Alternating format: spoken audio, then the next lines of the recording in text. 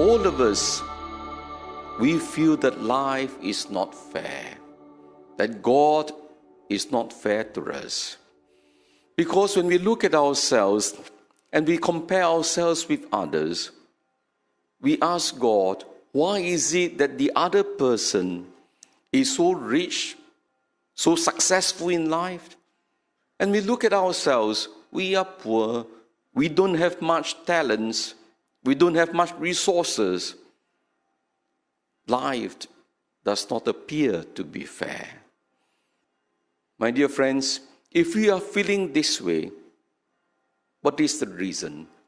Simply because we have been brought up in a situation where today emphasis is placed on justice and merits.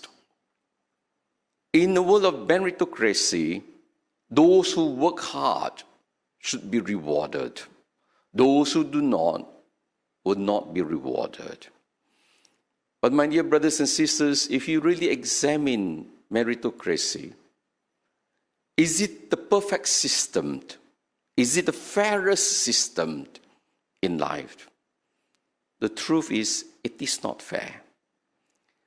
Although meritocracy says all of us have the same starting point, the same system, the same criteria, but the truth is, we are not exactly on the same starting point. Some of us have good health.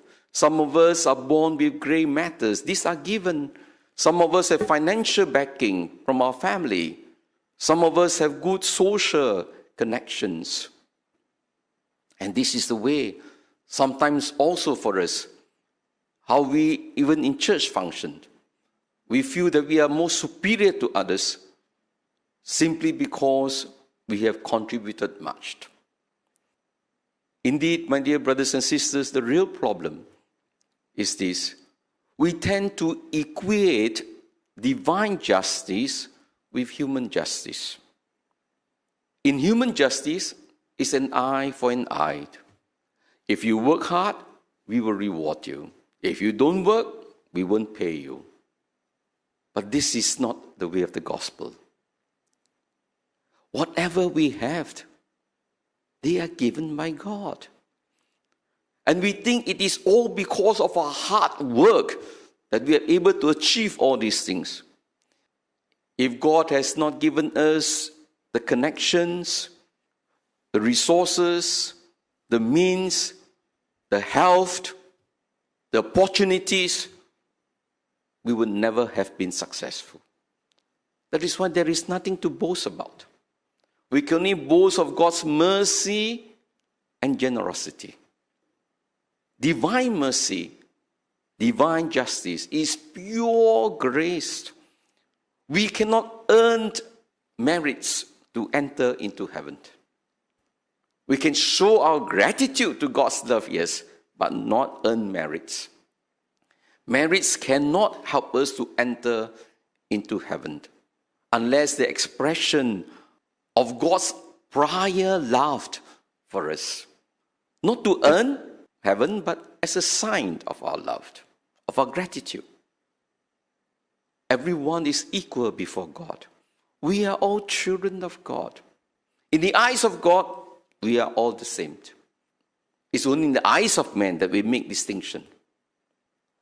And therefore, the parable of the vineyard is to remind us that God's mercy is abundant. Those workers, they were standing at the marketplace, not because they were idle. They were looking for work. A laborer's wage is only 1 denarius a day. That is the amount of money they need to feed the family. They could not bargain because it was almost the end of the day. Whatever the master could give, they would have accepted. And they went. Because God understands our needs. He understands our anxieties. That's why God is merciful. Even those people who come late. My dear brothers and sisters, the point is that if we are called, it is by the grace of God. And not only grace of God, but God's grace is generous. The master paid everyone 1 denarius because they need at least 1 denarius to survive on the day. The master did not give half. He was not calculative. The master gave what was needed for them to survive for the day. Give us our daily bread. In God's eyes, we are all equal. Actually, God is fair. Life is fair. The truth is, we cannot measure justice in terms of tangible remuneration. Those workers who started at the very beginning, in the heat, they said, but actually it was good exercise for them. And they didn't have to worry the whole day whether they could find a job. They were already secured. And as they worked, they developed their skills, their potentials. Those who were employed late, they were idling, they were waiting anxiously. The truth in life is there are different benefits from what we have. That's why sometimes it is said, those who are rich, those who are talented, it is a curse and also a blessing. A blessing because with all the talents we have, with all the wealth we have, we can share with others, we can bless others. But if we don't do it, it becomes a curse.